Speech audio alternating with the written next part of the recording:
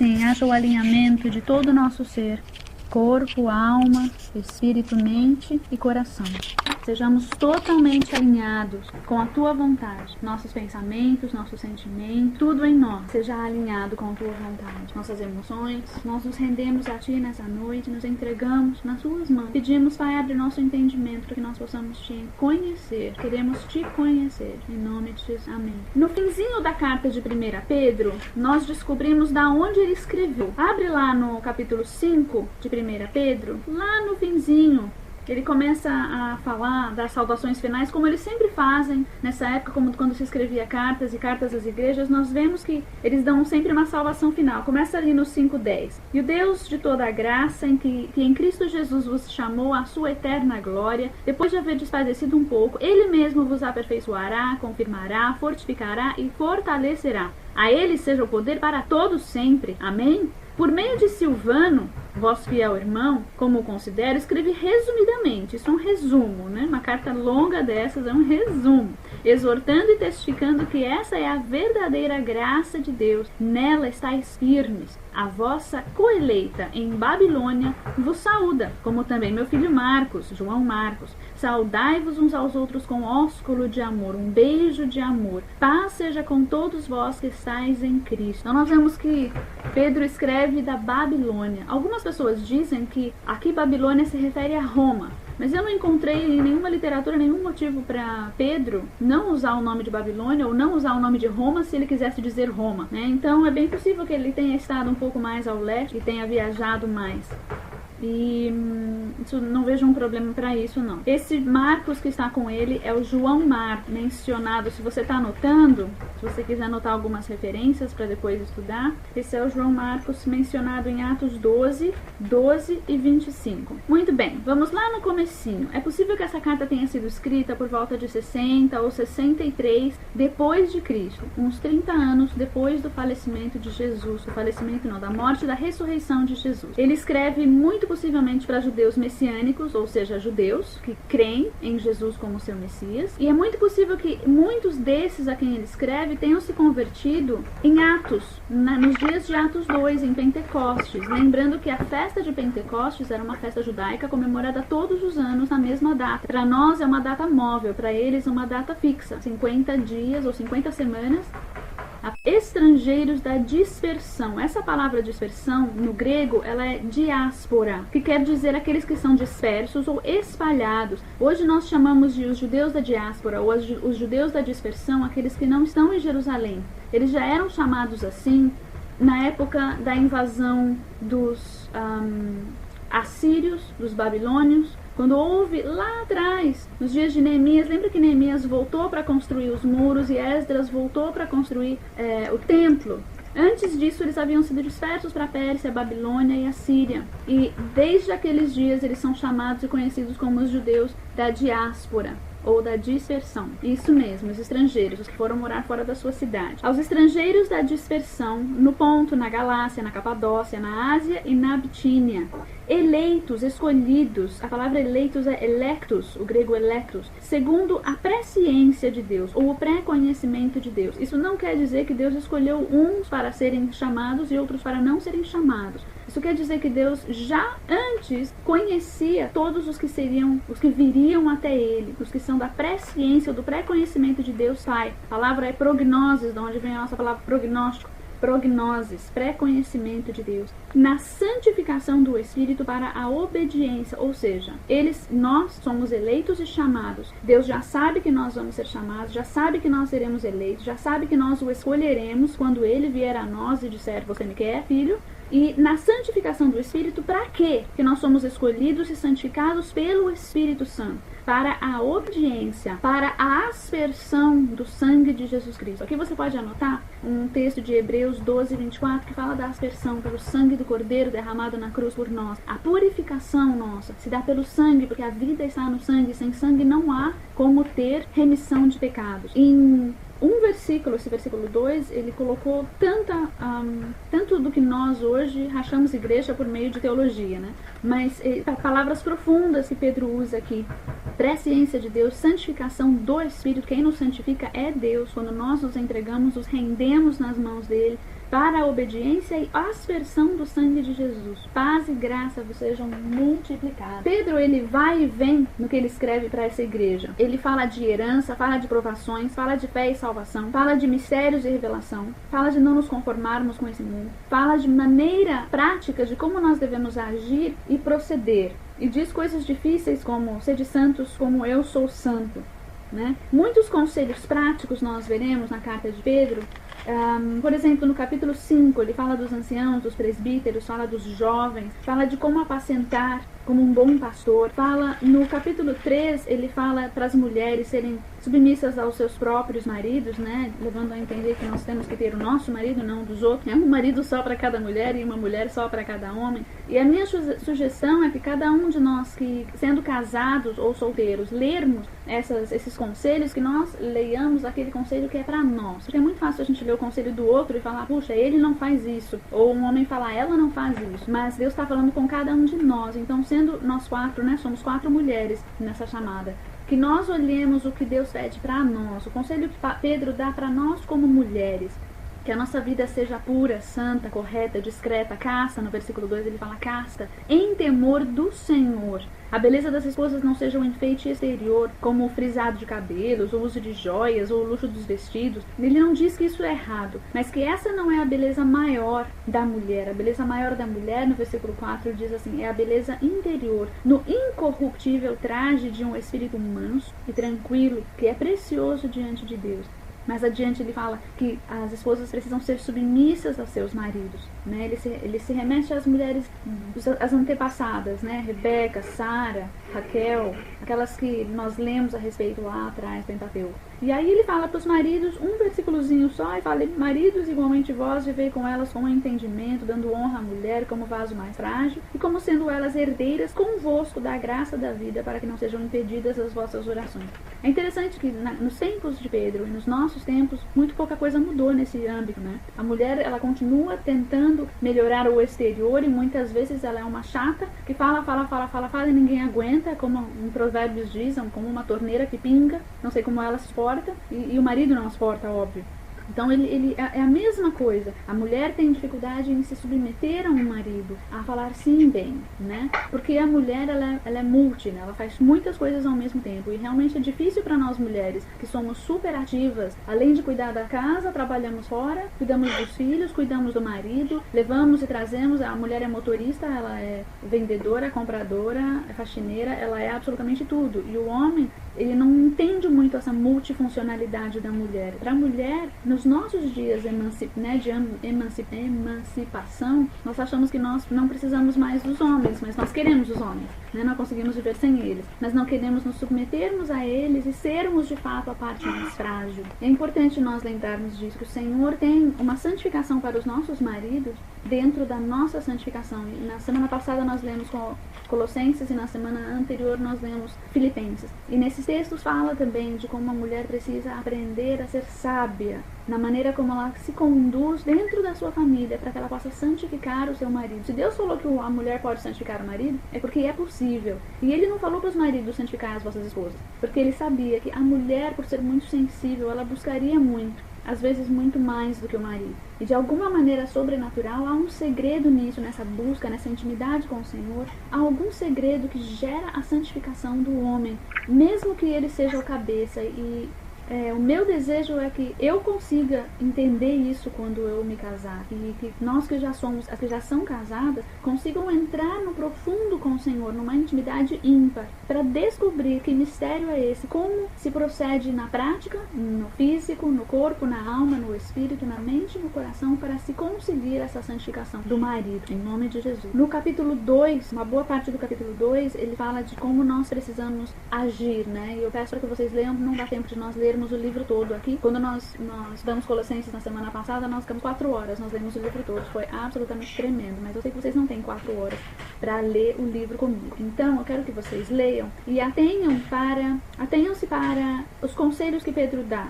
No 2, a partir do 11, ele fala de como as pessoas podem até falar mal de nós, mas se nós pecamos e temos paciência com os que falam mal, não faz diferença nenhuma, porque nós pecamos. Mas se nós temos uma vida justa, santa, reta diante do Senhor, e as pessoas falam mal de nós, a nossa reação para com quem fala mal de nós vai ser diferente. Nós vamos nos lembrar da bondade de Deus para com eles e vamos perdoá-los muito mais facilmente. E há até mérito em sofrer porque nós somos cristãos. Porque, fala sério, as pessoas vão falar mal de nós. Sempre tem alguém que fala mal de nós, especialmente por sermos cristãos. Que falem e que nós continuemos a ser santos e retos e bondosos para com até mesmo os que falam. Porque a Bíblia diz que nós precisamos perdoar até mesmo aos nossos inimigos, não é? Esse nosso proceder gere uma atração no mundo espiritual e no mundo físico.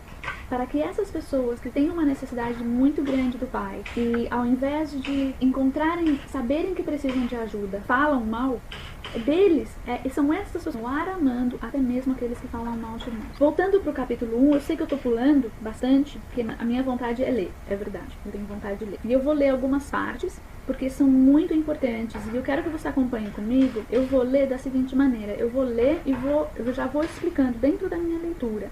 E já vou dando também para vocês alguns textos para vocês estudarem essa semana em casa. Algumas referências cruzadas a gente chama, né? Outros textos na palavra que falam a mesma coisa ou que aumentam e expandem e explicam algo que aqui ele só deu uma passada rápida. Vou começar no 1:3. Bendito seja o Deus e Pai de nosso Senhor Jesus Cristo, que segundo a sua grande misericórdia nos gerou de novo para uma viva esperança pela ressurreição de Jesus Cristo dentre os mortos. Para aí. Por que ele nos gerou de novo? Porque nós fomos gerados lá no Éden. Nós nunca podemos nos esquecer de onde nós viemos. Tudo que nós lemos na palavra, todo o Evangelho, ele tem um contexto. E esse contexto é extremamente importante para nós não nos perdermos no plano de Deus para nós, na nossa identidade, quem somos, de onde viemos, como ele nos encontrou, o que ele fez por nós, para onde estamos indo. Então, ele nos gerou de novo porque nós somos gerados lá no Éden, em perfeição.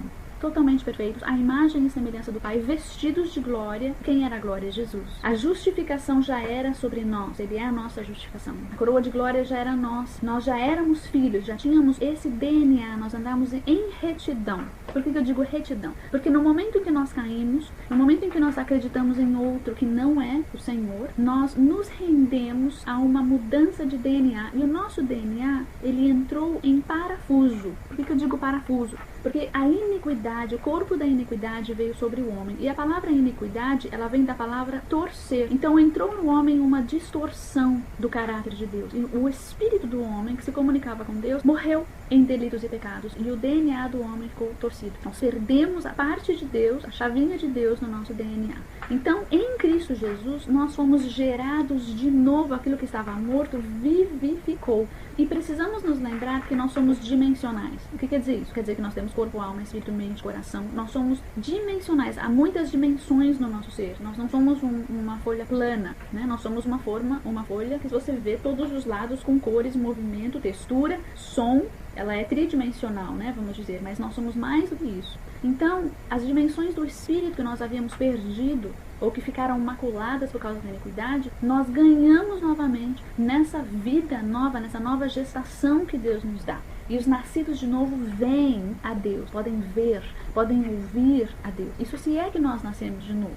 Isso é um processo de busca. O novo nascimento, ele não é um estalar de dedos. Assim como a salvação não é um estalar de dedos, e nós veremos daqui a pouquinho um texto que fala disso. Vamos continuar. Para uma viva esperança ele nos gerou de novo, 3, pela ressurreição de Jesus Cristo dentre os mortos. Porque assim como nós estávamos mortos, precisávamos de ressurreição no Espírito. Jesus fez no corpo, na alma, no Espírito, na mente, no coração. Morreu tudo e ressuscitou tudo. Para que nós pudéssemos ter todas as nossas dimensões restauradas na ressurreição dele. Para que tudo isso aconteceu? Versículo 4. Para uma herança incorruptível, incontaminável e imarcessível. Então, o que nós temos aqui é corruptível. Deus veio restaurar a nossa herança incorruptível. Lembra que lá no Éden não tinha morte. A morte entrou, a decomposição terrena, natural, de tudo na terra em si, na criação, e no homem, ela entrou na queda. Jesus veio nos devolver aquela herança que era no Éden, a incorruptível, que remete à dimensão do Espírito. Essa dimensão do Espírito, ela afeta a nossa alma, nossa mente, nosso coração e nosso corpo. Assim como a alma ficou abalada na queda, tudo ficou desestruturado, o relacionamento entre o homem e a mulher, o relacionamento entre humanidade e criação, animais e terra, ficou totalmente desequilibrado. Jesus veio restaurar todo esse equilíbrio de relacionamentos. É uma herança incorruptível, incontaminável, imarcessível, guardada nos céus para nós. Ela não é guardada na terra, ela é guardada nos céus. Por isso que é tão importante nós não buscarmos os tesouros da terra, mas os tesouros dos céus. Nós buscamos os tesouros dos céus e Deus nos dá aqui na terra aquilo que nós precisamos, que são tesouros para nós. Que pelo poder de Deus sois guardados. Mediante o quê? A minha força? Não, mediante a fé. Para a salvação preparada para se revelar no último tempo. Aqui nós vemos que a salvação, ela vai ser revelada ainda. Nós precisamos aperfeiçoar, nós lemos lá em Filipenses, lemos em Hebreus, nós precisamos trabalhar, efetuar a nossa salvação. Ela não é papum, não acontece assim. Um segundo. Eu aceitei Jesus como meu Senhor e Salvador. Jesus fala na parábola do semeador que se a terra não estiver boa para receber a semente, de nada adianta você plantar a semente. Mas a semente foi boa. A semente sempre é boa, porque o Evangelho é uma excelente semente. É uma semente de excelência, ela é perfeita. Mas se essa semente for plantada no meio de muitos espinhos, ela vai ser sufocada. Se for numa terra seca, ela vai secar. Se for no meio do caminho, ela vai ser roubada, os pássaros vão comer.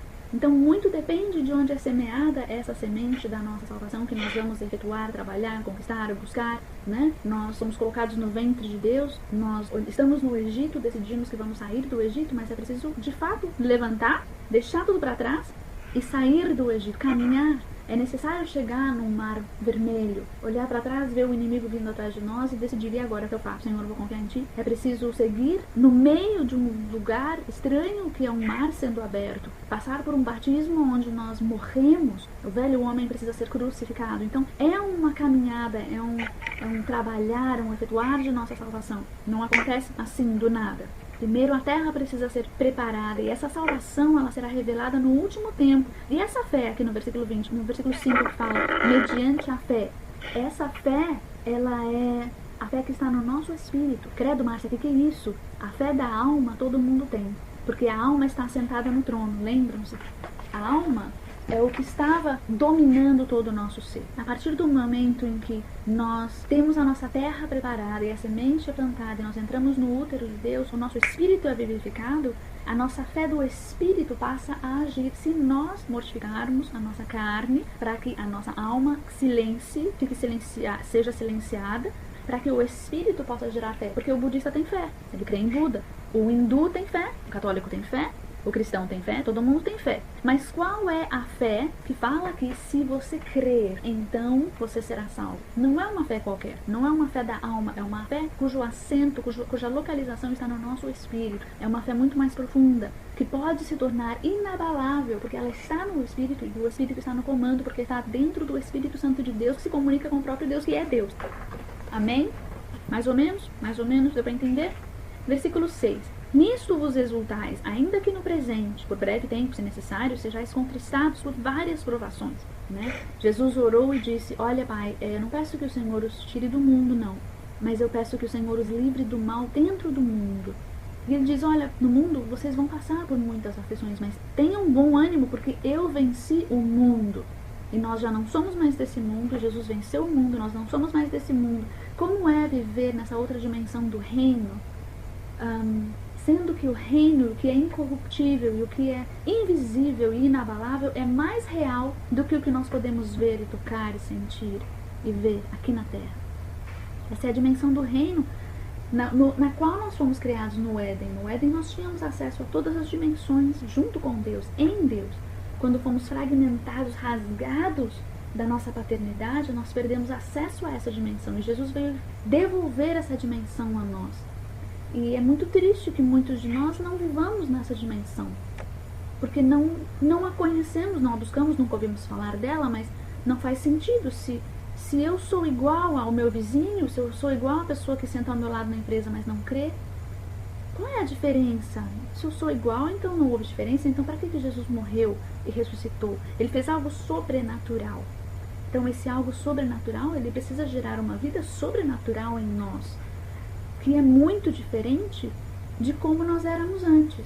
Talvez alguns de nós nem nos lembremos. Talvez, se nós olharmos no espelho hoje, possamos ver que há um pouquinho daquela vida anterior em nós ainda que precisa morrer. E que precisa haver um alimentar desse homem interior, desse homem espiritual, que Paulo fala em Coríntios, em Romanos e Gálatas, esse homem que é aquele que deveria ser, aquele que nós somos criados para ser, o homem interior, o espírito vivificado, que vive num reino que traz à existência pela fé do espírito aquilo que não é ainda aqui na terra, trazendo à existência as coisas que não são como se já fossem. Parece que a Bíblia fala de coisas esquisitas, mas é porque ela fala de coisas espirituais para que o homem espiritual entenda por meio do Espírito Santo. E é necessário que nós comecemos a mamar e beber desse leite espiritual para que nosso espírito cresça e amadureça e nós possamos compreender os mistérios das coisas maiores que Jesus falou que nós faríamos aqui na terra e viveríamos nele, por ele, dentro dele, porque nele, por ele, para ele são todas as coisas. Mas passaremos por várias provações aqui. E versículo 7, essas provações são para que a prova da vossa fé, muito mais preciosa que o ouro que perece, embora aprovado pelo fogo, redunde para louvor, glória e honra na revelação de Jesus Cristo. Então, a prova, ela vem para provar a nossa fé. A fé mostra em quem é meu Pai, em quem eu confio. A definição de fé. A fé é a certeza, a firme fundamento, a base, a substância das coisas que se esperam. A prova, os fatos, a evidência, a convicção das coisas que não se veem. Hebreus 11, versículo 1. Aquilo que Abraão não viu, ele tinha certeza absoluta e convicção, como se ele tivesse visto. E a Bíblia diz que ele viu a Jesus. Em Hebreus nós vemos que ele viu.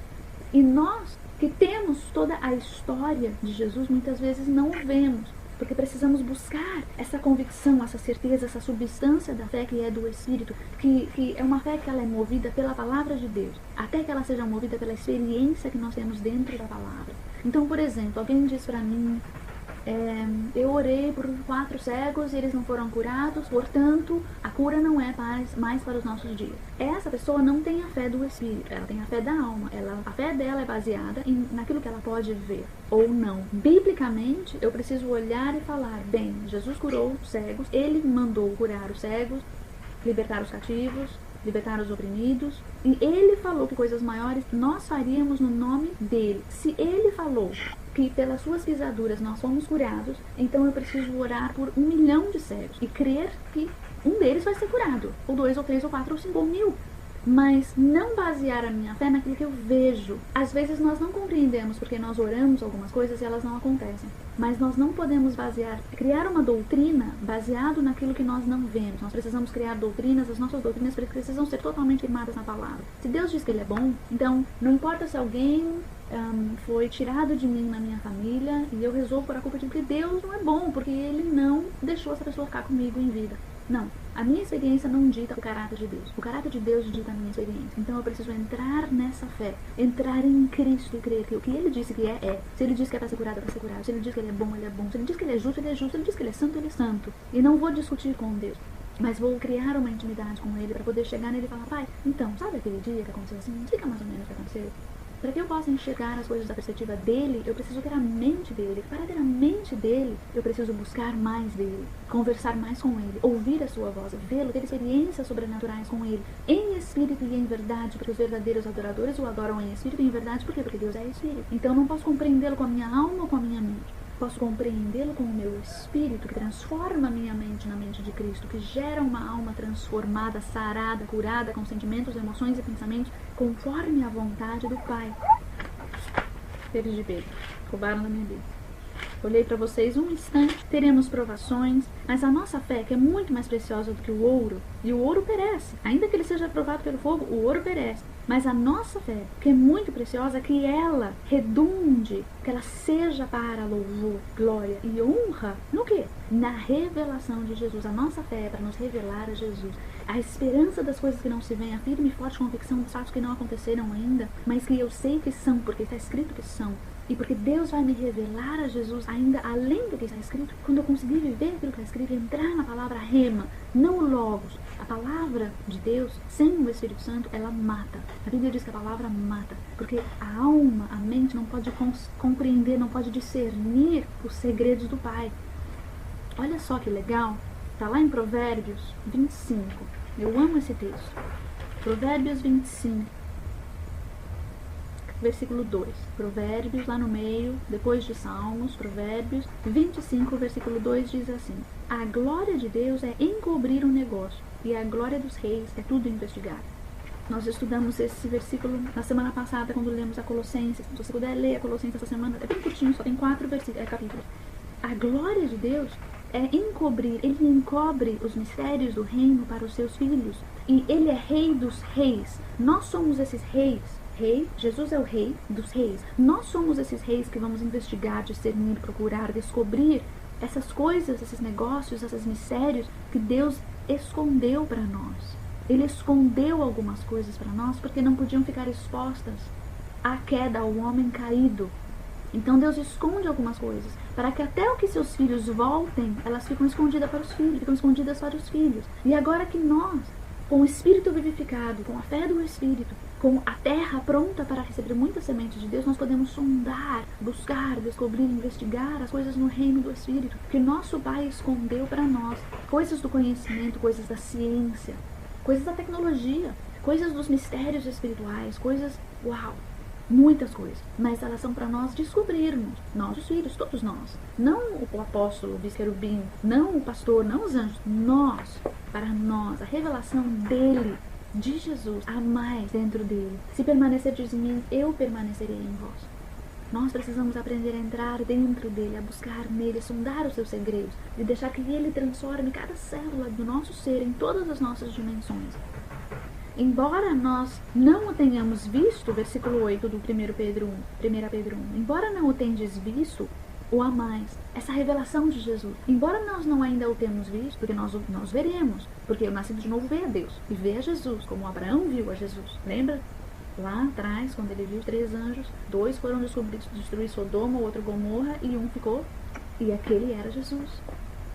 Abraão viu a Jesus, em carne e osso. Nós podemos ter encontros com Deus, em que nós o vejamos, tanto com os olhos da carne como os olhos do Espírito, mas especialmente com os olhos do Espírito, porque o nosso Espírito está vivificado. Não é uma ilustração, não é uma maneira de falar. É um fato real, porque o que é espiritual e sobrenatural é mais real do que aquilo que nós podemos tocar.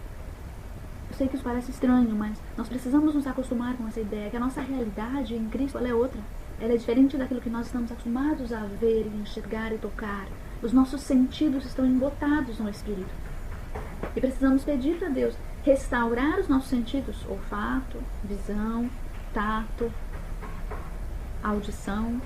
Todos os nossos sentidos precisam entrar no Espírito, precisam ser restaurados no homem interior, no espiritual, para que nós possamos ver a Deus que é Espírito. Embora não o tendes visto, o amais. Graças a Deus que mesmo sem ver a gente ama, mas é importante que nós vejamos. E embora não o vedes agora, credes nele e exultais com gozo, alegria inefável, alegria indescritível e cheia de glória, recebendo o fim objetivo da vossa fé.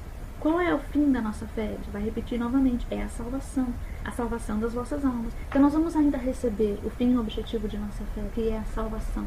E por isso nós vamos de fé em fé, nós vamos de força em força, nós vamos de graça em graça, de glória em glória.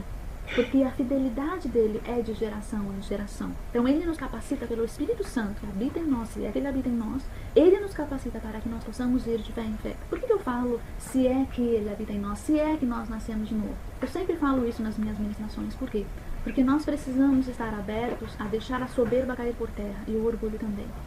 Se nós estivéssemos no Egito, em um lugar físico, seria muito claro para nós onde nós estamos. Se eu estivesse atravessando o Mar Vermelho, seria muito óbvio que eu estou atravessando o Mar Vermelho. Se eu estiver no deserto, vendo uma coluna de fogo e uma coluna de nuvem e acampada com Deus e caindo codorniz do céu, é muito óbvio. Se eu estiver atravessando o Rio Jordão, muito óbvio. Se eu estiver entrado na terra de gigantes, também é muito óbvio.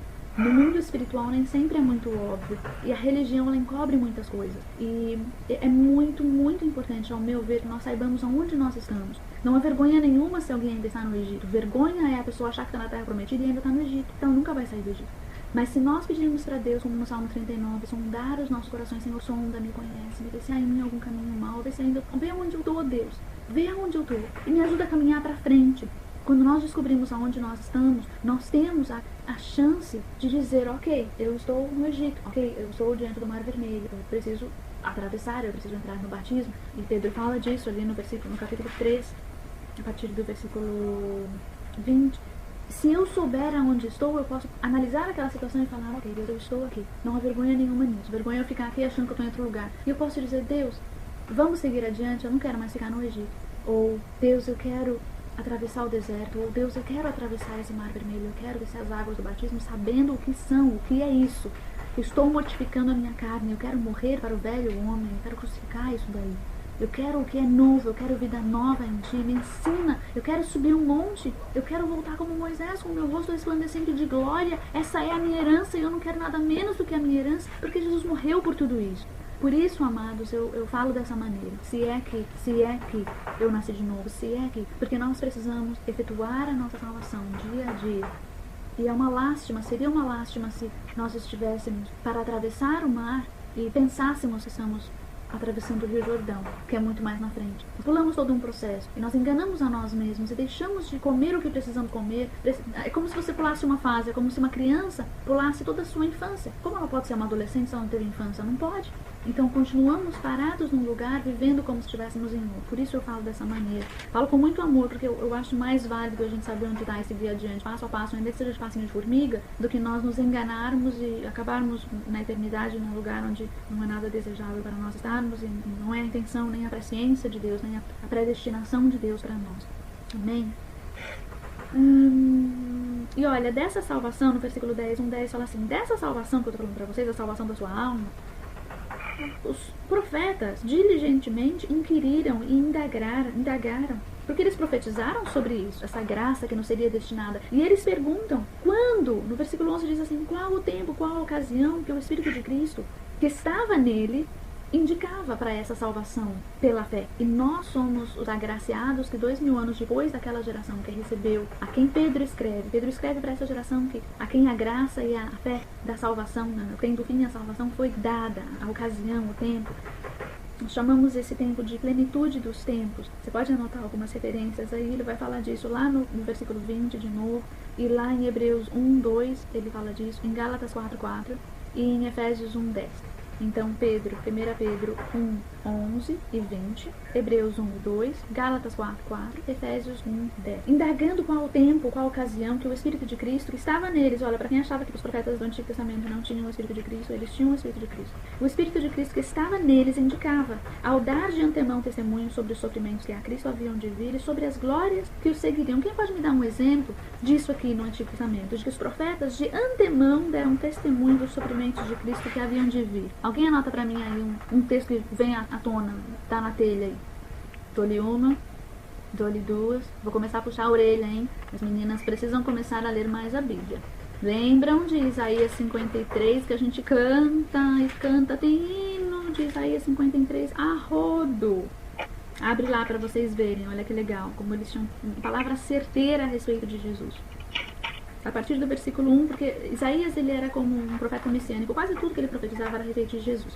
Isaías está depois de Salmos, depois de Provérbios. Quem deu crédito à nossa pregação e a quem se manifestou o braço do Senhor, ele foi subindo como renovo perante ele e como raiz de uma terra seca. Não tinha parecer nem formosura, e olhando nós para ele, nenhuma beleza víamos para que o desejássemos. Era desprezado e o mais indigno entre os homens, homem de dores e experimentado no sofrimento, como um de quem os homens escondiam o rosto. Era desprezado e não fizemos dele caso algum. Não foi isso que aconteceu com Jesus? Verdadeiramente ele tomou sobre si as nossas enfermidades e as nossas dores levou sobre si. Contudo, nós o consideramos como um aflito, ferido de Deus e oprimido. Mas ele foi ferido pelas nossas transgressões e moído pelas nossas iniquidades, e o castigo que nos traz a paz estava sobre ele, e pelas suas pisaduras fomos sarados. Sabe que pisaduras é açoite? Nós já recebemos as curas antes dele ir para a cruz. No sangue derramado, nos açoites, nas suas pisaduras, nós já fomos sarados. Porque o sangue de Jesus era poderosíssimo, o sangue do próprio Deus, DNA perfeito. Todos nós andávamos desgarrados como ovelhas, cada um se desviava pelo seu caminho, e o Senhor fez cair sobre ele a iniquidade de nós todos. Ele foi oprimido e humilhado, mas não abriu a sua boca. Como cordeiro foi levado ao matadouro, e como ovelha muda perante os seus tosqueadores, ele não abriu a sua boca. Versículo 10. Todavia ao Senhor agradou moê-lo, fazendo-o enfermar. Quando a sua alma se puser por expiação do pecado, verá a sua posteridade, prolongará os seus dias, e o bom prazer do Senhor prosperará na sua mão. Ele verá o trabalho da sua alma e ficará satisfeito com o seu conhecimento. O meu servo, o justo, justificará a muitos, e as iniquidades deles levará sobre si. Esse é apenas um dos exemplos onde os profetas falam para que a palavra de Deus nos lave, nos guie, nos revele a Ele. Ele é tão lindo, tão perfeito. O Espírito de Cristo que estava neles indicava. 12. Aos quais foi revelado que não para si mesmos, mas para vós, ou nós, 2000 anos depois para nós, eles ministravam essas coisas. Que coisas? Que agora vos foram anunciadas por aqueles que pelo Espírito Santo enviado do céu vos pregaram o Evangelho. Coisas para as quais até os anjos desejam atentar. Nós buscamos tão pouco, e os anjos estão na torcida, porque só os reis, só os filhos têm acesso a certas coisas da revelação de Jesus Cristo. E essas coisas são, como diz, a descrição é correta, é inefável. É tão difícil de explicar, mas tão perfeito, tão sublime, tão maravilhoso conhecer os mistérios do reino do nosso amado. Temos que ser... Ele começa a dar alguns conselhos práticos novamente, e ali no 14 você pode colocar uma referência para você ler depois, quando você ler de novo, 1 Pedro, Romanos 12, 2. 15, ele diz que nós precisamos ser santos em todo o nosso agir, em todo o nosso procedimento. Não adianta você ser santo na sua cabeça, no espelho. Você precisa ser santo de fato, de verdade, em todas as suas palavras e em todas as suas ações. As pessoas precisam ver a sua santidade. E se Deus disse ser santos porque eu sou santo, é porque é possível. Se Ele te dá uma ordem, sempre que Deus nos dá uma ordem na palavra, é possível de ser cumprida. É lógico que nas nossas forças é impossível, no natural não é possível. Mas no Espírito, quando você se enfia no Espírito com Deus, se mete lá com Ele, mergulha nele, começa a ficar parecido com Ele, isso flui, a sua semelhança, a imagem e semelhança dele em você começa a ser restaurada, e a sua ação, seu proceder começa a ser santo, porque ele é santo e ele está em você e você flui junto com ele. Então uma consequência de você passar tempo com ele, do seu relacionamento com ele, é a santidade. Ser de santos, porque eu sou santo, diz o Senhor. Essa referência, lógico, ele diz, pois está escrito, quer dizer que está lá no Velho Testamento. Você que tem numerinho aí do lado do seu versículo, dá uma olhadinha, a referência é Levítico 11, 44 e 45. A Bíblia, ela foi escrita por homens por meio do Espírito, foi compilada por homens por meio do Espírito. Algumas coisas não são pelo Espírito, não. Mas o Espírito Santo nos dá discernimento para saber o que é e o que não é. Agora, esses numerinhos que você tem aí do lado, eles são muito úteis no estudo da palavra. Especialmente quando diz está escrito, porque ele te leva lá no texto do Antigo Testamento onde está escrito. E o Espírito Santo te remete àquele texto e contexto para você compreender o que está acontecendo de fato no mundo espiritual. Tá? Então, para te ajudar, você pode sempre usar esses numerinhos aí. Se não fizer sentido, você joga fora, retém o que é bom, né? Mas se fizer sentido, que seja um bom proveito para você. Vamos pular algumas coisas, porque eu quero falar de algo que eu acho muito bonito. Vamos lá no 22, 1:22. Tendo purificado as vossas almas na obediência à verdade, através do Espírito Santo, não está escrito na sua Bíblia, eu que acrescentei aqui na minha, porque é por meio do Espírito Santo que nós geramos o fruto do Espírito em nós, não é ele que nos guia a toda a verdade, a Bíblia diz, tendo purificado as vossas almas, e a purificação, nossa purificação vem não só pela aspersão do sangue, mas pela lavagem pela palavra. Infelizmente eu não tenho, estão na minha cabeça, mas eu não tenho aqui a referência de cor. Mas a nossa purificação vem pela aspersão do sangue, pela lavagem da palavra, que é a palavra de Deus, e pela santificação do Espírito Santo, que leva ao amor fraternal não fingido, porque de cara de paisagem a gente faz o tempo todo, e sorri pra todo mundo, e na verdade tem vontade de dar uns pontapés de vez em quando, né? Esse não é um amor que vem do Espírito, é um amor que vem da nossa alma, que não é amor nenhum, né? É um dolo, é um engano. Amai-vos ardentemente uns aos outros de coração, né? De alma, espírito, coração, corpo. Somos multidimensionais. Nós todos precisamos entrar na redenção. O ser todo completo precisa entrar na redenção. Tendo sido regenerados, não de semente corruptível. Isso é importante nós nos lembrarmos, nós compreendermos. Que a nossa salvação, nossa redenção, nossa santificação e transformação não vem de algo que nós podemos ver, não é corruptível, mas de uma semente incorruptível. O que é essa semente incorruptível? É a palavra de Deus, a palavra rema, a palavra no Espírito, não a palavra logos, sem o Espírito, que mata. E essa palavra, que é Jesus, ela vive eternamente. Então é possível nós sermos transformados e é possível nós gerarmos a santificação e a atração das pessoas ao nosso redor para Ele.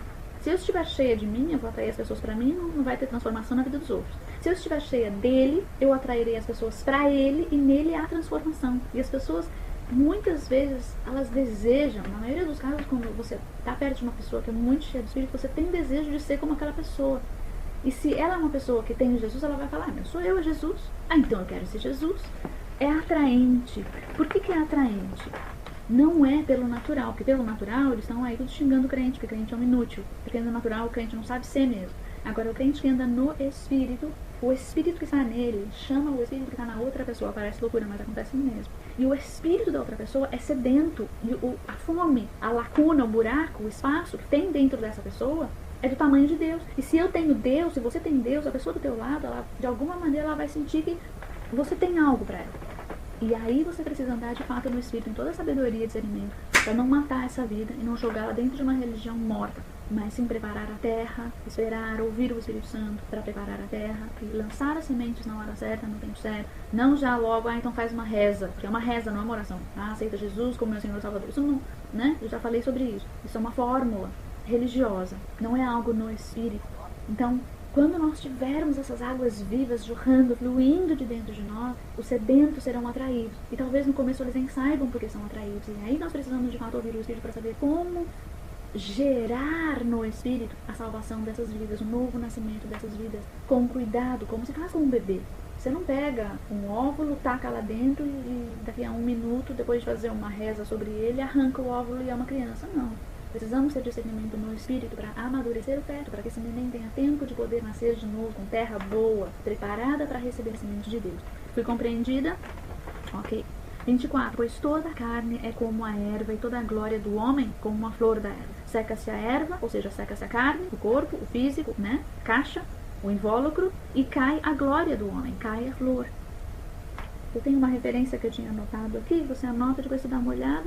Mateus 3, menos de mim, Senhor, e mais de ti. Isaías 40, versículo 6. Tiago 1, versículo 10. Mas a palavra do Senhor, apesar de nós ainda estarmos dentro desse mundo, dentro desse invólucro em decomposição, que é consequência da carne, mas não é da queda, mas não é nossa herança, apesar disso, a palavra do Senhor permanece para sempre e Ele está em nós e nós estamos nele. Então nós deveríamos permanecer para sempre. Pense nisso. Nós precisamos começar a rejuvenescer. O espírito precisa impactar a alma, que precisa impactar o corpo. Parece esquisito, mas se você for ler direito uma palavra, você vai ver que essa é a nossa herança. Nós ainda não conseguimos fazer isso, andar no espírito a esse ponto, mas é a nossa herança. E nós precisamos buscar aquilo que é a nossa herança, ainda que nós não vejamos acontecer. Buscai e achareis. Pedi e dar-se-vos-á. Batei e abrir-se-á. Buscai primeiro o reino de Deus e a sua justiça, e todas as demais coisas vos serão acrescentadas. Esse aí eu lembro o endereço. Mateus 6,33. E esta é a palavra que vos foi pregada.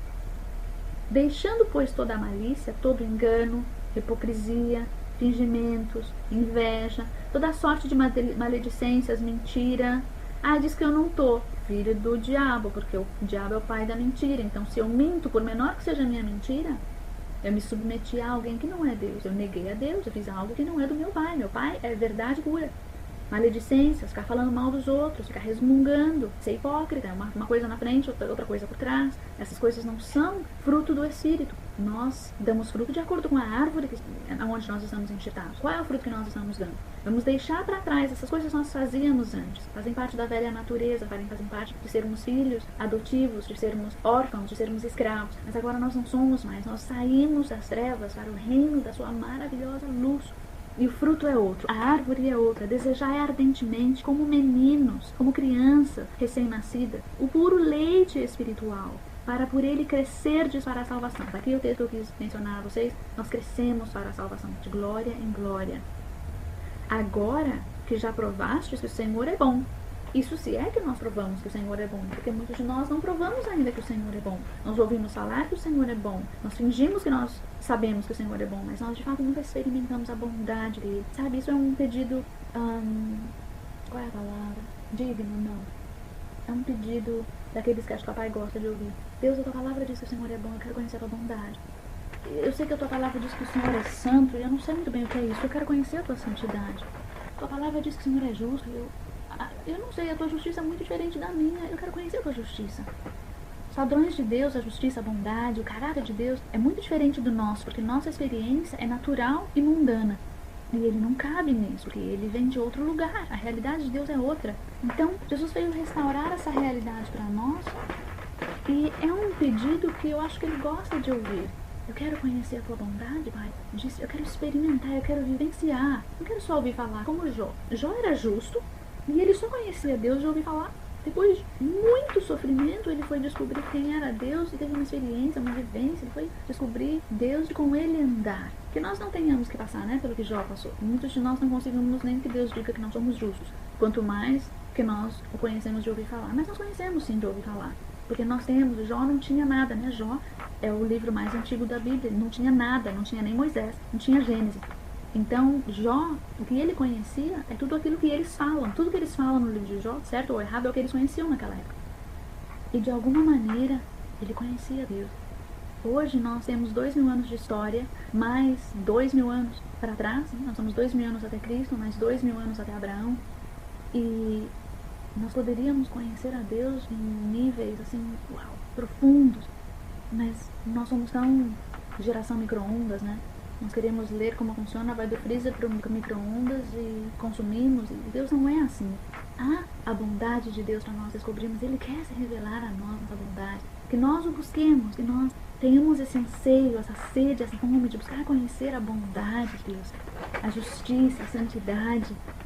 Deus é tão bom, ele é tão gentil, ele é tão bondoso. Ele é incrivelmente, inefavelmente, indiscutivelmente bondoso. Nós precisamos conhecer que ele é bom. Sabe por que eu estou me estendendo para falar isso? Porque por não conhecermos a bondade de Deus, nós não sabemos ser bondosos uns para com os outros. Nos falta a bondade porque nós não conhecemos a bondade de Deus. Nós pensamos que conhecemos a justiça de Deus, então nós criticamos todo mundo e nós temos uma falsa humildade, uma justiça própria, e nós exigimos dos outros que nós mesmos não conseguimos atingir. Mas se nós conhecêssemos o amor, a bondade de Deus, nós olharíamos para as vidas, até mesmo aquelas que de fato erraram para conosco ou para com os outros, e nós os veríamos com as lentes da bondade, com os olhos da bondade de Deus, que já foram e já voltaram na redenção daquela vida, e veem o destino daquela vida nele. Nós fomos criados para reinar, para governar, nós fomos criados para recebermos o amor de Deus, e nós precisamos olhar as outras vidas dessa maneira também. Essa pessoa foi criada para ser extremamente amada por Deus. Ela é extremamente amada por Deus. Por que eu não a amo? Por que eu estou criticando? Não. Eu conheço a bondade de Deus e eu quero exercer essa bondade para com essa vida, porque Ele está em mim, Ele é bom. Agora que já provastes que o Senhor é bom, eu quero provar isso, papai. Eu quero provar a tua bondade. Agora então você chega para Ele, chegando-vos para Ele. Pedra viva. A palavra aqui, ela é pedra que vive. Lembra da rocha no deserto? Sempre me faz rir, porque eu fico imaginando, vocês lembram no deserto que tinha uma rocha, que aonde eles estavam a rocha ia atrás. A rocha aparecia em todos os acampamentos deles. E quando eles precisavam de água, Deus falava, Moisés, vai lá e bate na rocha. Essa é a mesma rocha que Deus falou para Moisés, Moisés, agora fala para a rocha que vai sair água. Lembra da fenda da rocha, que a gente se esconde dentro da fenda da rocha? Moisés falou, eu quero te ver, Deus. E Deus esconde Moisés na fenda da rocha. Essa rocha, ela é viva. Ela é uma pessoa. Ela é Jesus. A rocha. Eu fico imaginando, desculpa, gente, mas imagina um desenho animado de uma rocha sentadinha no deserto. Agora imagina os bracinhos saindo da rocha, ela levantando a saia e andando para outro lugar. Eu fico imaginando a rocha assim, eu sei, Jesus, o Senhor não tinha saia, mas eu acho engraçado. As vestes, né? Porque a rocha, ela é sobrenaturalmente viva. E ela desaparece num lugar e aparece no outro. Essa rocha é Jesus. E aqui, quando fala, essa pedra que vive, pedra viva, rejeitada na verdade pelos homens, mas para com Deus, eleita, escolhida, electos de novo. E preciosa, preciosa vem da palavra preço, que precisa de ter um bom preço por ela. Depois fala assim, vós também como pedras vivas. Essas pedras vivas são como uma pedrinha da pedrona. São como pedregulhos. Imagina que essa pedra que jorrou água no deserto, essa pedra que foi o esconderijo de Moisés para Deus passar com toda a sua bondade perante Moisés e Moisés não morrer. Essa rocha é Jesus e nós somos rocha da rocha. Nós somos pedregulhos da pedra viva. E também somos então pedras vivas, pedras que vivem. Sois edificados como casa espiritual. Se você é uma pedra, imagina um edifício construído de pedrinhas. Esse é o corpo de Cristo. Somos uma casa espiritual porque quem habita em nós? Não é o Espírito Santo de Deus, o Espírito de Cristo. Então somos uma casa espiritual e nós habita Deus, Espírito. Para que nós somos pedras vivas, edificadas como casa espiritual? Para que sejamos sacerdócio santo. Sacerdote é aquele que faz a mediação entre Deus e os homens. Lembra os sacerdotes, os levitas, nos dias de Moisés, foram separados para todo serviço na casa de Deus. Eles faziam toda a expiação do pecado com sacrifícios das vacas, dos bois, de todo aquele gado.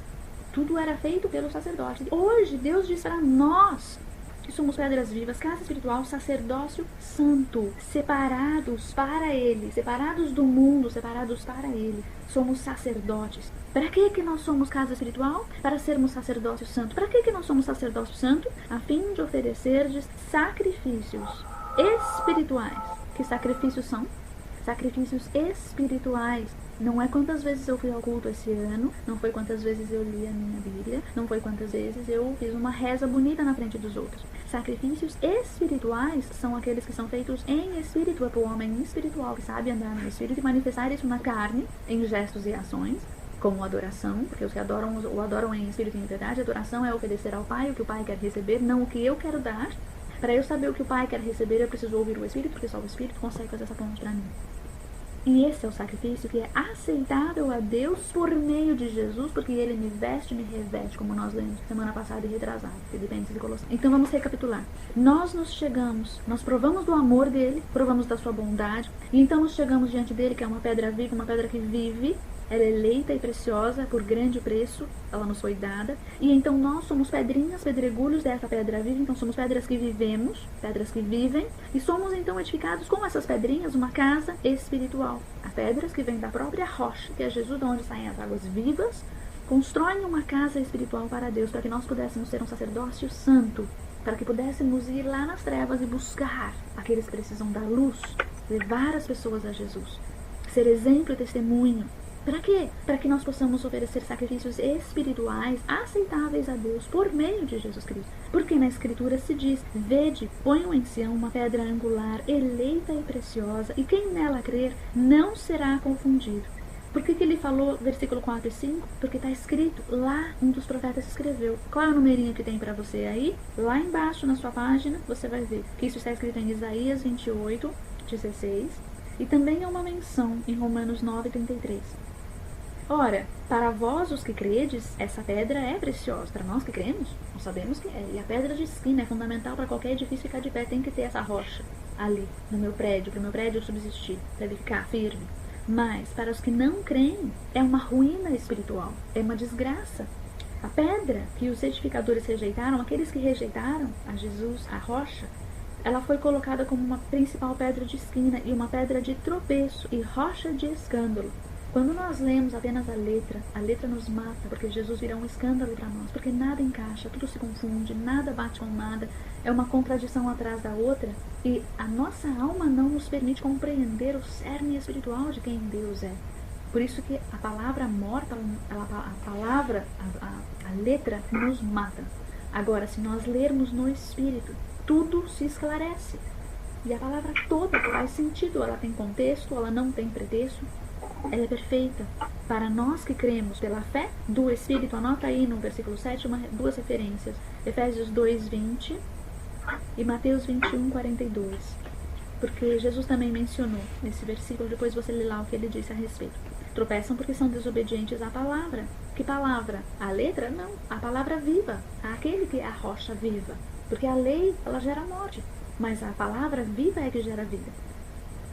9. Mas vós sois a geração ou a raça eleita, o sacerdócio real. Anota aí Apocalipse 1:6. Isaías 61:6.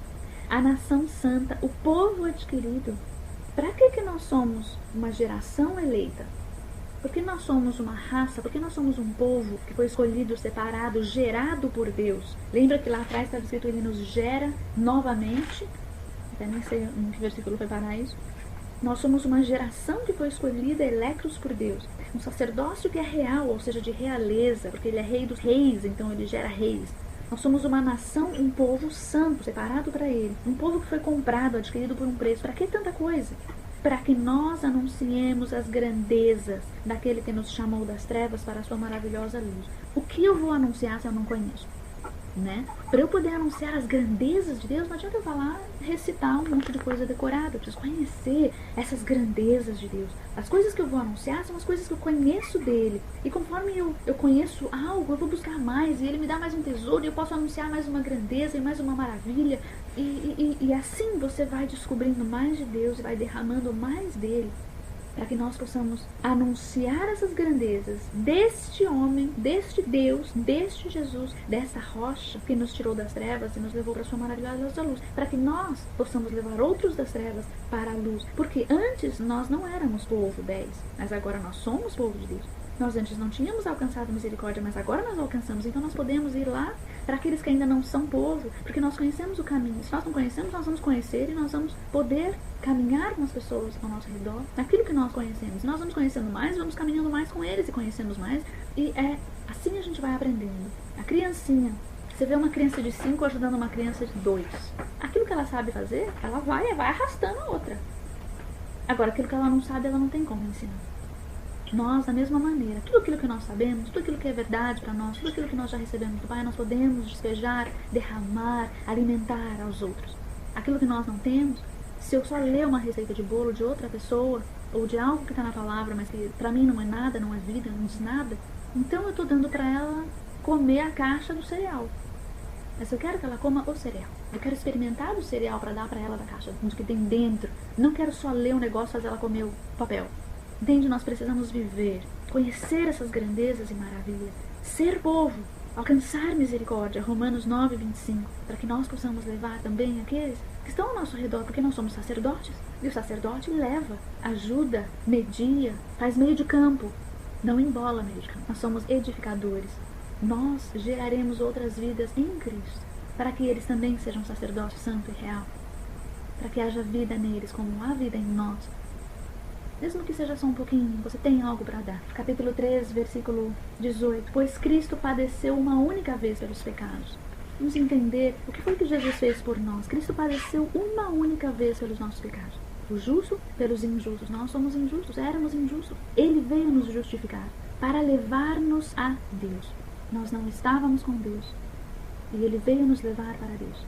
Ele, na verdade, foi morto na carne, mas vivificado no Espírito, no qual também foi e pregou aos espíritos em prisão. Interessante isso, que Jesus, depois que ele morreu, ele ainda foi em uma outra dimensão na morte, para que todos aqueles do passado pudessem saber quem ele era, os quais no outro tempo foram rebeldes, quando a longanimidade de Deus esperava nos dias de Noé, enquanto se preparava a arca. Nela poucas, isto é, 8 almas, se salvaram através da água. E também agora, por uma verdadeira figura, o batismo vos salva, o qual não é o despojamento da imundície da carne, mas a indagação de uma boa consciência para com Deus por meio da ressurreição de Jesus, que está à destra de Deus, tendo subido ao céu, havendo-se-lhe sujeitado os anjos e as autoridades e as potestades. Portanto, visto que Cristo padeceu por nós na carne, armai-vos também vós deste mesmo pensamento, porque aquele que padeceu na carne já cessou do pecado. Então, no tempo que vos resta na carne, não vivais mais segundo as concupiscências dos homens, mas segundo a vontade de Deus. Muito bem. Isso nos remete ao Egito novamente. Nós decidimos sair do Egito, chegamos às margens do Mar Vermelho e Deus nos pergunta: olha, vocês têm a boa consciência para com Deus? A sua fé te diz, a graça de Deus te alcançou, a tua fé te diz que, olha, eu estou no lugar errado e eu preciso morrer, porque eu preciso da vida de Jesus. Jesus veio para morrer por mim e eu quero morrer com Ele, eu vou ser crucificada com Ele, sepultada com Ele e vou ressuscitar com Ele do outro lado desse mar. Agora me digam, uma criança pode tomar essa decisão? Não pode, amados. Você pode batizar uma criança o quanto você quiser, ela nunca terá a boa consciência, ela não saberá do que se trata. A salvação, por meio deste batismo, é um batismo consciente. Eu sei o que estou fazendo, estou crucificando o velho homem com todas as suas concupiscências. Você vai ler essa palavra concupiscência em muitos lugares aqui em Pedro. Nós precisamos compreender o que é que Noé passou, aquele batismo pelas águas.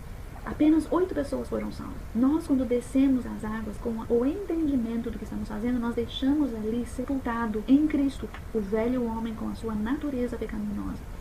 Nós deixamos ali Romanos 7. Romanos capítulo 7, clássico, onde Paulo diz: miserável homem que sou, o que eu quero fazer eu não faço, o que eu não quero fazer eu faço. E nós paramos ali, mas Paulo não para ali. Ele fala: mas graças a Deus por Cristo Jesus, porque nele sou mais do que vencedor. Nele posso todas as coisas, dizem Filipenses. Nós não podemos mais parar em Romanos 7, precisamos entrar em Romanos 8, onde está a chave para nós andarmos em espírito, deixarmos morta, crucificada a natureza concupiscente, a concupiscência da nossa carne, as coisas do passado, a velha natureza precisa morrer. E quando nós descemos as águas do batismo e nós mergulhamos, porque biblicamente, não quero entrar em doutrina, cada igreja faz como quer, mas biblicamente você precisava mergulhar. A palavra quer dizer mergulhar. O que eu posso fazer? Quer dizer mergulhar. Então quando você mergulha é como se você estivesse entrando numa sepultura. E você está sendo crucificado com Cristo, sepultado com Cristo. E quando você sai das águas, você sai nova criatura. Você sai um novo homem. É como se você de fato estivesse nascendo de novo. Não sei se vocês viram os prédios que caíram lá no Rio. E teve um moço que ficou preso no elevador. Meu Deus do céu. E ele dando entrevista, ele fala: eu nasci de novo, vou comemorar 2 aniversários. Porque eu nasci de novo. De fato, né? Se nós olharmos o que aconteceu com ele, também diria que eu nasci de novo. Há um novo nascimento no Espírito para nós. Ele é consciente. Não acontece quando nós somos nenéns. Quando nós somos nenéns, nós somos apresentados diante do templo, assim como foi Jesus, diante das autoridades, dos líderes. Nos comprometemos a criar nossos filhos dentro da palavra, dentro do Espírito da palavra. Não com historinhas, mas ensiná-los de fé em fé, que a criança tem muito mais do Espírito do que nós. Eles não têm raciocínio para estragar as coisas. Mas esse batismo, amados, ele é um batismo para a gente consciente. Pode ser adolescente, não importa, mas nós temos que ter a consciência. Se nós não tivermos esse batismo, nada te impede de ser batizado novamente. Não é um novo batismo, é o mesmo batismo com consciência. É muito importante isso. O batismo, a verdadeira figura, o batismo vos salva, o qual não é o despojamento da imundícia da carne. Você não lava o corpo só, mas a indagação de uma boa consciência para com Deus por meio da ressurreição de Cristo Jesus. E você pode ler um pouquinho mais a respeito da figura do batismo, que é muito interessante. Efésios 5:26, Tito 3:5. Deixa eu conferir, eu não conferi esse daqui. Sim, Efésios 5:26 fala da lavagem, da purificação pela lavagem da palavra, mas tem outros textos que falam do batismo, puxa vida. Acho que não tô carinha pra isso não. Em Hebreus é tremendo, sabia? Hebreus tem cada segredo legal. Para vocês que gostam de estudar a palavra, é muito bom ler Hebreus. Nós começamos esses estudos mês passado com Hebreus 5 e 6. Foi uma certa cajadada, mas foi bênção. Olha, eu tô procurando aqui. Enquanto eu procuro, quero dizer para vocês que se vocês quiserem estudar durante a semana, no meio da tarde, no meio da manhã, quando os filhos estão na escola, estão um pouco mais sossegados, só me ligar e eu leio junto com vocês. Qualquer coisa que vocês quiserem ler ou qualquer coisa que o Espírito Santo falar para nós, eu tenho o maior prazer. Esse é o meu chamado, faz parte da minha existência em Deus, da minha identidade nele. Eu tenho o maior prazer em ajudá-los a comer desse alimento bom que é a palavra de Deus. E como diz em Efésios, que nós sejamos lavados pela palavra de Deus, né? Que ler a palavra de Deus no Espírito, ela gera um lavar, ela gera uma contrição, ela gera, não achei o texto, ela gera um constrangimento às vezes, que gera um arrependimento, não um remorso que gera morte, mas um arrependimento que faz com que eu mude algumas coisas em mim e eu começo a mudar, e aí sim eu vou de fé em fé, vou de glória em glória. A palavra gera isso em nós. E é tremendo, porque é algo espiritual, não é algo natural que eu possa explicar. Como que ler alguma coisa pode gerar vida, gerar transformação. Lógico que... Vamos ali já que ninguém se manifestou, não estou enxergando nada aqui, ninguém falou nada, digou nada. Vamos no capítulo 4, versículo 17. Mas ele começa com pois, então eu preciso voltar um pouquinho. O 16 começa com entretanto, então eu preciso voltar um pouquinho. O 15 começa com que, então eu preciso voltar um pouquinho. Vamos no 12, o 12 dá o contexto, pra gente não sair fora. Sim, vamos no 11. Não, no 10. Servir uns aos outros conforme o dom que cada um recebeu. Para nós sabermos o dom que nós recebemos, nós precisamos ter intimidade com Deus, conversar com Ele, para Ele fazer aflorar em nós, nos mostrar aquele que é o nosso lugar nesse edifício que Ele constrói. A Nova Jerusalém, não sei se vocês sabem, mas ela é esse edifício construído com pedras espirituais. E nós temos um lugar ali, né, como apóstolos, profetas, mestres, evangelistas, como sacerdotes que somos, cada um na sua função dentro do corpo de Cristo e fora também do corpo de Cristo. Desde o corpo, a partir do corpo, nós ministramos os de fora. Mas nós só vamos saber o nosso lugar se nós buscarmos em Deus saber qual é este lugar. Conforme o dom que cada um recebeu, como bons dispenseiros ou mordomos ou administradores da multiforme graça de Deus. Quer dizer que a graça de Deus, ela tem muitas formas. Não podemos colocar a graça numa caixinha. Se alguém fala, fale segundo as palavras de Deus. Se eu não conheço as palavras de Deus, não tenho o que falar. Fico silenciosa, fico quieta. Melhor não falar nada. Então vamos conhecer a palavra de Deus para que nós possamos falar em sabedoria. Se alguém ministre segundo a força que Deus dá. Se eu não tenho Deus, não tenho a força dele, para quem ministrar na minha própria força, eu vou me arrebentar. Melhor não ministrar. Mas melhor é buscar a Deus, conhecer a sua voz, a sua palavra, e falar as suas palavras, conhecer a sua força e ministrar na sua força. Melhor do que escalar. Deus dá para que em tudo Deus seja glorificado. Então eu não posso dizer que foi a minha força nem minhas palavras, porque foi Deus que me deu tudo por Jesus Cristo. E a Ele pertence a glória e o domínio para todos sempre. Amém? Sim, podem anotar segunda carta de Pedro 1, 21, Colossenses 3, 17 e 1 Coríntios 10, 31. Amados, não estranheis a ardente prova que vem sobre vós para vos tentar. Nós seremos tentados e provados. Não estranhem nisso, como se coisa estranha vos acontecesse. Mas olha, alegrai-vos no fato de seres participantes das aflições de Cristo, porque se você estiver sofrendo por Ele, você é participante da aflição dele, para que também na revelação da sua glória vos regozijeis e alegreis. Quer dizer, se você de fato participa das aflições dele, você também participará da revelação da sua glória. E então nós nos regozijaremos de fato. Se pelo nome de Cristo sois vituperados, perseguidos, mal falados, bem-aventurados sois, pois sobre vós repousa o Espírito da glória e o Espírito de Deus. Que nenhum de vós padeça como homicida, ladrão, malfeitor ou como quem se intromete em negócios alheios. E aqui eu quero lembrar das palavras de Jesus. Ele falou que ele aumentou um pouquinho a lei, né? Se você não é só se você matar. Pensou em matar, matou já. Falou mal, matou. Então, a porta realmente é estreita e o caminho também. O caminho largo é o caminho que leva à perdição. Em Cristo as coisas são um pouco mais estreitas, bastante mais estreitas. Então, não é suficiente você falar, mas eu não sou homicida, não estou na cadeia, eu não sou ladrão, não roubei nada, pegou emprestado, não devolveu, roubou, não é seu, está em sua posse. Para Deus, as coisas são um pouco mais profundas, mais complexas e mais fortes do que elas são para os nossos olhos superficiais. Então, nós precisamos, de fato, deixar o Espírito Santo sondar se há um caminho mau em nós, para que nós possamos nos consertarmos com Ele. Não é para nos acusar, é para que nós sejamos sarados, curados, libertos. Entretanto, se padece como cristão, não se envergonhe, antes glorifique a Deus por este nome de ser cristão, porque muitas vezes nós somos perseguidos e vituperados por sermos cristãos simplesmente por levar o nome de Jesus. Porque já é tempo que comece o julgamento pela casa de Deus. Era aí que eu queria chegar. Se você pede juízo sobre outra pessoa, eu quero que você se lembre disso. Antes de vir sobre outra pessoa, vem sobre você, que o juízo começa na casa de Deus. É muito sério a gente falar, Deus faz justiça. Pense antes de falar isso, porque quando você fala Deus faz justiça sobre fulano, porque ele me fez isso, Deus vai primeiro vir com justiça sobre você, e aí você vai estar num estreito. Pois já é tempo que comece o julgamento pela casa de Deus. Anota aí uma referência.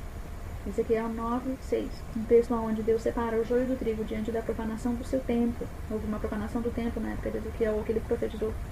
Isaías 10:12. Isaías 10:12 e Jeremias 25:29. Jeremias 25:29.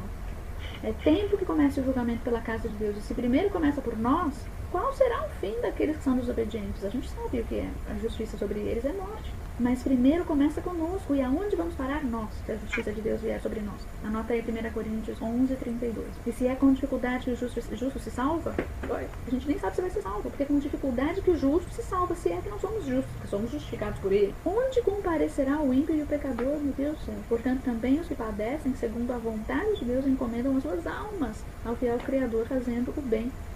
Isso quer dizer o quê? Parece um emaranhado. Isso quer dizer que a fé sem obras ela é morta. Que o que flui de você, se for real e verdadeiro e bom, e se há virtude alguma em tudo que há dentro de você, precisa fluir, precisa ter um comportamento, um fruto do Espírito. As suas ações, seus gestos, suas palavras, elas precisam ser permeadas de Cristo. Precisa ter amor, fé, alegria, paz, longanimidade, bondade, fidelidade, benignidade, mansidão e domínio próprio. Em todo o seu proceder. E muito mais. Você precisa agir como nação santa, como povo escolhido, como sacerdócio real. Difícil coisa é estar na presença do Deus vivo. 5:5. Semelhantemente, vós jovens, vamos falar conosco agora. Sede submissos aos mais velhos e cingivos de toda humildade. Olha o que falta muito para nós em nossos dias, humildade. Eu vejo isso em toda hora. O Senhor socorro.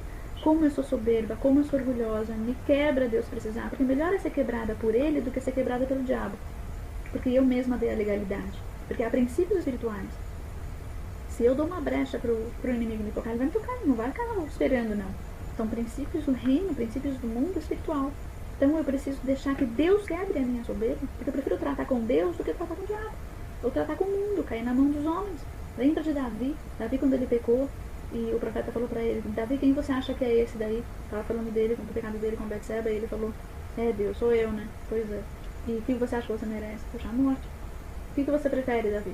Você prefere cair na mão de Deus, cair na mão dos homens, ou cair, sei lá onde que era o outro negócio lá? Ele falou assim, pelo amor de Deus, quero cair na mão de Deus. Deus deu várias opções pra ele, uma peste sobre o povo, um monte de coisa assim. E ele falou assim, Deus, eu prefiro cair na tua mão. Seja o que for, eu prefiro cair na tua mão. Eu prefiro que Deus quebre meu orgulho e a minha soberba, para que eu seja humilde, do que eu morra e vá pro inferno, porque a porta é estreita. Em Apocalipse diz que os mentirosos não entrarão no reino.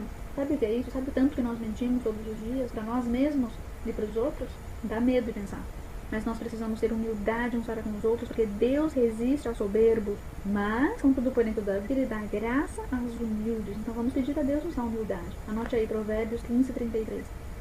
Humilhai-vos, portanto, debaixo da potente mão de Deus, para que a seu tempo, a tempo de Deus, Ele vos exalte. Eu me humilho e é Ele quem me exalta. Lançai sobre Ele toda a vossa ansiedade, porque Ele tem cuidado de vós. Nós sabemos que lançando sobre Ele toda a nossa ansiedade, nós continuamos ansiosos ou não, né? Muitas vezes nós declaramos, sim, eu estou tranquilo, lancei diante dele toda a minha ansiedade, mas não para quieto um minuto, fica ligando, telefonando para saber onde está o filho o tempo todo, onde está a causa na justiça, onde está, fico agitada, não consigo entrar no descanso de Deus. Isso não é lançar sobre ele as nossas ansiedades. Lançar sobre ele as nossas ansiedades é pegar a ansiedade inteira, botar na mão dele, virar as costas e não pensar mais nela, não tratar mais dela. Isso é muito difícil, mas é necessário e é possível, porque se ele nos deu uma ordem, lançar sobre ele toda a vossa ansiedade, é porque é possível fazer isso. Isso faz parte de nós crermos, que ele tem de fato cuidado de nós, mas como nós não enxergamos, porque o nosso cuidado é diferente do cuidado dele. E se ele não cuida como nós queremos ser cuidados, então ele não cuidou. Mas Deus é Deus ou ele é meu escravo? Ele é Deus, o rei, e eu sou serva, ou ele é o servo e eu sou o senhor e ele tem que fazer a minha vontade? Então, onde estão, né? Onde estamos? Em quais são os papéis? Os papéis muitas vezes estão invertidos. Isso faz parte de nós nos humilharmos e dizermos, sabe, Pai, perdão, porque eu não sei mesmo onde eu estou, quem eu sou, e eu tenho estado ansiosa o tempo todo e eu preciso aprender contigo, me ensina, nem que você tenha que ler a Bíblia toda em 3 meses. Deus pode sim te ensinar a colocar tudo no seu lugar e nos ajudar a... Puxa, gente, olha Paulo que teve na prisão. Não foi uma prisão aqui já é um horror. Imagina a prisão naqueles dias, imagina o banheiro. Jesus, ele cantou na prisão. Ele escreveu um monte de carta para um monte de igreja da prisão. Filipenses ele escreveu de uma prisão e ele fala alegria, gozo o tempo todo. Que mundo é esse que Paulo vivia? Ele estava em outra dimensão. Essa é a dimensão da nossa relação, onde nós olhamos de fato para Cristo e não olhamos as nossas circunstâncias. Aprendemos, não há uma dicotomia, não há uma negação, não vou negar o que eu estou passando. É diferente, é entrar no Espírito e ter essa paz, alegria e amor, esse negócio que é fruto do Espírito, a despeito da realidade natural das coisas que estão acontecendo. A minha realidade espiritual, ela precisa se sobrepor à minha realidade natural. É dimensional, por isso a gente tem que aprender a andar no Espírito, porque a alma não consegue se aquietar sozinha. A gente dá uma ordem para a alma, aquieta-te alma em nome de Jesus, mas ela só vai se aquietar se ela se submeter ao Espírito, que vive em outra realidade, aonde não há tribulação. Tribulação nós passamos aqui, provações nós passamos aqui. No reino não há isso. E a nossa realidade precisa ser a realidade do reino, para que nós possamos trazer a essência, a paz. Lembra que é Shalom em hebraico, a destruição de toda autoridade que estabelece o caos. Shalom, 4 letrinhas em hebraico, anota aí, Shalom, a destruição de toda a autoridade que estabelece o caos. Shalom, a destruição de toda a autoridade que estabelece o caos. É um princípio espiritual. Se há no espírito caos, o meu físico, o meu natural vai ter caos. Se eu entro no reino de Deus, onde não há caos, onde tudo é reto, não há iniquidade, a perfeição no amor, na paz, na alegria, então eu trago essa realidade à existência. E ainda que eu não veja a situação se mudando, ainda, eu já estou mudada. Então os meus sentimentos, emoções, vontade, meus pensamentos já estão alinhados com a perfeita realidade do reino de Deus. Então já não sou mais abalada. Fico firme a despeito das coisas que acontecem aqui na minha frente. Tudo bem? É uma coisa que nós conquistamos com o tempo. Não é uma coisa que você vai do dia para a noite conquistar. Porque você precisa aprender a andar no Espírito. Precisa ser alimentado da palavra. Né? Precisa ter comunhão com Ele. Precisa conversar com Ele. É um relacionamento que nós estamos desenvolvendo e efetuando a nossa salvação. Que nos leva a esse lugar no reino onde nós não somos mais abalados. E nós conseguimos lançar sobre Ele toda a nossa ansiedade. Filipenses 4:6. Sede sóbrios e vigiai. O vosso adversário, o diabo, ele anda em derredor. Imagina você e o inimigo dando voltas ao seu redor, bota 2 metros, vai, 2 metros de diâmetro aí para ele dar a volta ao seu redor. rugindo como leão, buscando a quem possa tragar. Coloca umas referências aí, Efésios 4, 27, Efésios 4, 27 e Apocalipse 12, 10. Apocalipse 12, 10. Agora eu quero que você imagine que tá você no meio e tá o diabo, um leãozão, rugindo, querendo te agarrar. Mas ele tá a 2 metros de você. Você sabe por que ele não Jesus? É Jesus. E se você está nele, ele é a sua veste, ele é a sua armadura, ele é a sua salvação sobre a sua cabeça, o seu escudo que é a sua fé, ele é a espada que é a palavra, ele é a paz que está nos seus pés, ele é a justiça que está no seu peito e ele é a verdade que está nos seus lombos. Você está toda cercada, revestida de Jesus e o leão está rugindo para o outro leão. Por isso nós não temos que temer quando nós estamos em outra realidade, porque nós enxergamos essas coisas no mundo espiritual. E nós sabemos que se Deus falou que o leão de Judá é o meu rei, que esse outro leão falso que quer ser o rei, não é rei. Ele já está derrotado, porque nós somos muito mais do que vencedores por meio de quem? Desse leão Jesus, que nos amou. E aí continua e diz, resistir firmes na fé. Nós podemos resistir o diabo, porque Deus nos deu as armas para isso em Cristo Jesus. Só nós não podemos contra ele. Mas o diabo não é páreo para Jesus. Gente, se vocês pensam que Jesus e o diabo estão na mesma linha, no mesmo patamar, vocês estão muito enganados. Jesus estava lá na criação, ele que criou o anjo que caiu. O anjo que caiu não é páreo para Jesus, não é páreo para Deus. Ele é páreo para nós em Deus. Nós somos páreo para ele. Deus deixou a autoridade para nós cuidarmos deste mundo. E a batalha é a nossa batalha, não adianta a gente fugir dela. Nós, revestidos em Cristo, de Cristo, somos aqueles que resistirão firmes na fé a Satanás, sabendo que os mesmos sofrimentos estão se cumprindo entre os vossos irmãos no mundo. Todos no mundo estão nessa mesma batalha. Mas como diz Romanos 8, nós somos muito, muito, muito mais acima do que vencedores. Nós não vencemos porque não sabemos lutar, não sabemos quem somos. Mas nele, se nós soubermos quem somos, não temos mais batalha. A batalha já está ganha. Amém, queridas? Vamos viver. Vamos viver essa palavra. Vamos deixar esse leite entrar no nosso espírito, na nossa alma, no nosso corpo, na nossa mente e no nosso coração. Vamos, de fato, ser sacerdócio santo e real, nação santa, povo escolhido. Amém? Pai, nós queremos essa realidade do reino em nossas vidas. Nós queremos viver em Ti, por Ti, para Ti. Nós não queremos uma religião chata e vazia. Nós queremos a vida abundante que há em Cristo. Essa realidade espiritual do homem interior, do homem espiritual. Ajuda-nos a crucificar o que é velho, deixar lá na cruz. Ajuda-nos a descer as águas e sepultarmos o velho homem em Ti. Ajuda-nos a ressuscitarmos contigo. Mostra-nos aonde nós estamos nessa caminhada, nessa peregrinação que é a palavra que Pedro usa, essa peregrinação da nossa salvação. Mostre-nos aonde nós estamos para que nós possamos caminhar para frente. Se estamos no Egito, que nós possamos sair de lá. Se estamos no mundo ainda, que saiamos. Se estamos a caminho do Mar Vermelho, glórias a Ti, Senhor, ajuda-nos a chegar até a beira deste mar, ajuda-nos a mergulharmos em Ti e recebermos o novo nascimento em Ti, deixando o que é velho para trás. Senhor, dá-nos humildade, mata toda a soberba e todo o orgulho que nos mata, que nos faz retroceder, que nos faz nos enganarmos a nós mesmos. Ajuda-nos a estar onde nós estamos e andar para frente, saber aonde estamos indo. Nós queremos saber quem somos, quem o Senhor nos criou para ser, qual é o nosso lugar, que pedrinhas somos nós. Sabemos que somos pedras vivas. Onde estamos? Qual é o nosso propósito, nosso chamado, nosso lugar no Teu corpo? Somos mão, braço, unha, cabelo, pelo, pele. O que somos? Rins, coração, o que somos, papai? Que essa revelação, Senhor, da palavra de hoje entre em todo o nosso ser, que nós sejamos alinhados contigo, nossos sentimentos, pensamentos, nossas emoções, nossa vontade, nosso corpo, nossa alma e nosso espírito, nossa mente e nosso coração sejam totalmente alinhados com a Tua vontade. Queremos sentir o bater do Teu coração. Queremos ter a Tua mente. E toda a nossa transformação, Pai, nós sabemos que deveremos a Ti, pela lavagem da palavra, pela ascensão pelo Teu sangue, pelo Espírito Santo que habita em nós. Nós já rendemos a Ti toda a honra, toda a glória, todo o louvor, toda a majestade, todo o poder. Sejam a Ti e somente a Ti. Nós sabemos que temos uma glória, temos coroa de glória. E nós tiramos esta coroa de glória, Senhor, e nós a lançamos aos Seus pés. E dizemos que nos rendemos a Ti, com tudo que somos, com tudo que temos. Nesta semana, papai, ajuda-nos a viver as verdades que aprendemos, em nome de Jesus. Eu os abençoo em nome do Pai, em nome do Filho e em nome do Espírito Santo de Deus. Que essa semana seja uma semana de vida abundante, de alegria no Senhor e de novas descobertas no reino, de nova peregrinação, novos caminhos no Espírito. Em nome de Jesus. Amém.